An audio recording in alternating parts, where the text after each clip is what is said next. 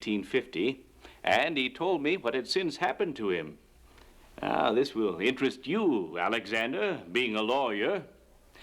Oliver had been assigned as attorney for the prosecution in a trial. You have heard the evidence, my fellow citizens, and I am confident that you will see justice done. Our society cannot exist on lawlessness, on dishonesty,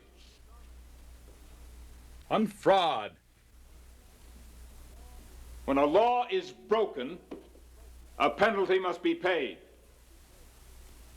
Gentlemen, the prosecution rests.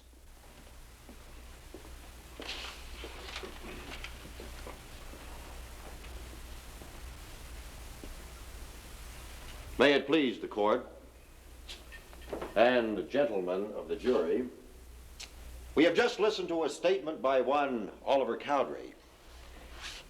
He's told us a great deal about honesty. It's very interesting.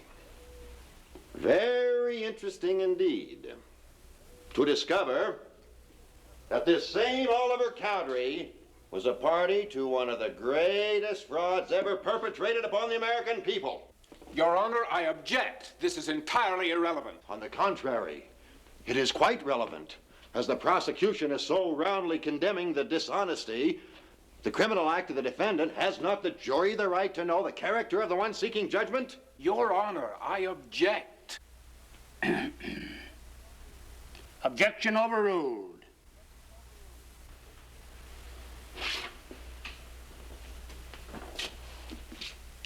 Look, the Mormon Bible, one of the greatest hoaxes the world has known. And in it, swearing that the book is true, is the signature of the man sitting before this court, Oliver Cowdery. This is the man who has testified and written that he beheld an angel of God, and that the angel showed him the plates from which the Book of Mormon was translated.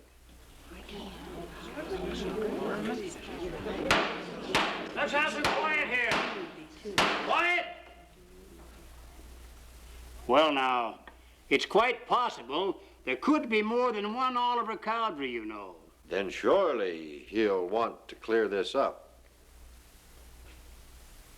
Cowdery?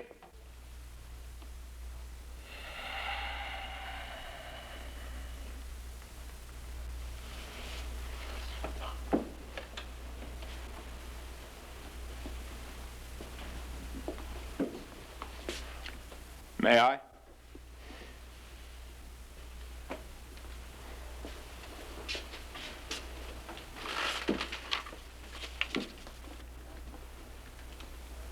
We declare with words of soberness that an angel of God came down from heaven and laid before our eyes the plates and the engravings thereon.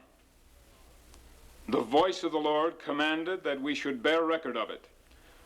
Wherefore we bear testimony of these things.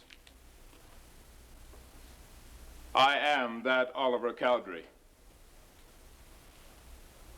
Whatever my faults and weaknesses might be, this testimony which I have written and given to the world is literally true. What I have there said that I saw, I know that I saw.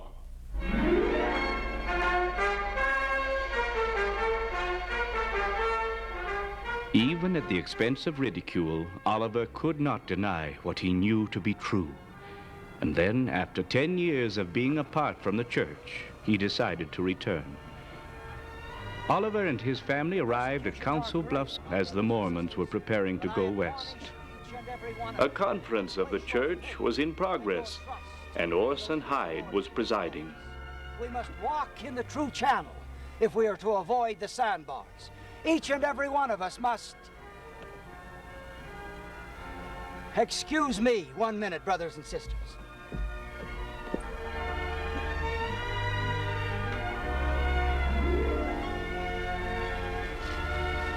Oliver. Hi. Sister Cowdery, won't you be seated? Come up on the stand with me, Oliver. That's Oliver Cowdery. Oliver Cowdery.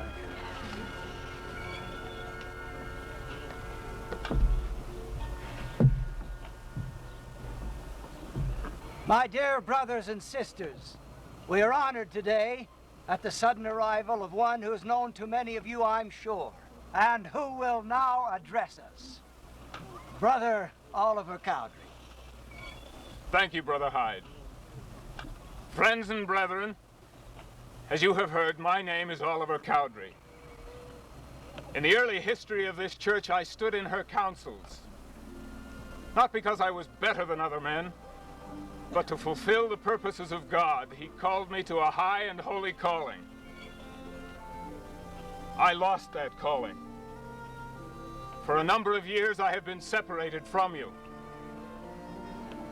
Now, humbly, I desire to come back. I seek no station. I wish only to be identified with you. I wish to come in at the door. I know the door. I was the first man to be baptized by authority in this dispensation. And now I ask to be baptized again. I wrote with my own pen the entire Book of Mormon, save a few pages, as it fell from the lips of the prophet Joseph, as he translated it by the gift and power of God. I beheld with my eyes and handled with my hands the gold plates from which it was transcribed. I saw the glorious messenger who showed us these plates, and I heard the voice of the Lord declare that the work was true. I was present with Joseph when the holy priesthood was restored to this earth. That priesthood was conferred upon me, and I held it as a servant of God. I laid my hands upon that man's head. Yes, I laid my hands upon Brother Orson Hyde and conferred on him the priesthood, and he holds that priesthood now. I come to him, to all of you, asking to be restored to the body of the church.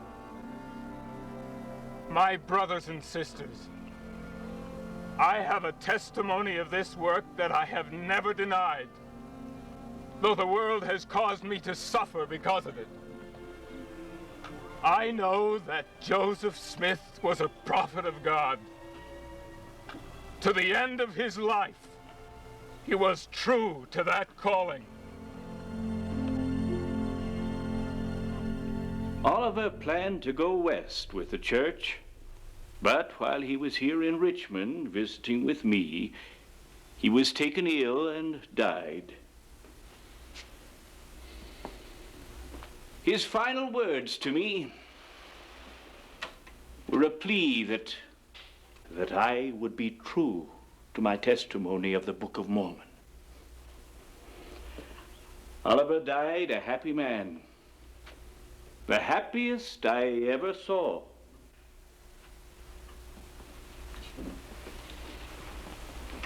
I'm the only one of the three left in this life. To their last breaths, the others were true to the calling we received from the Lord, and so will I be. No force on earth can make me deny what I know.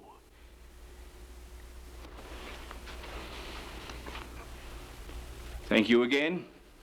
David, I'd hate to be the lawyer assigned to challenge what you have told me.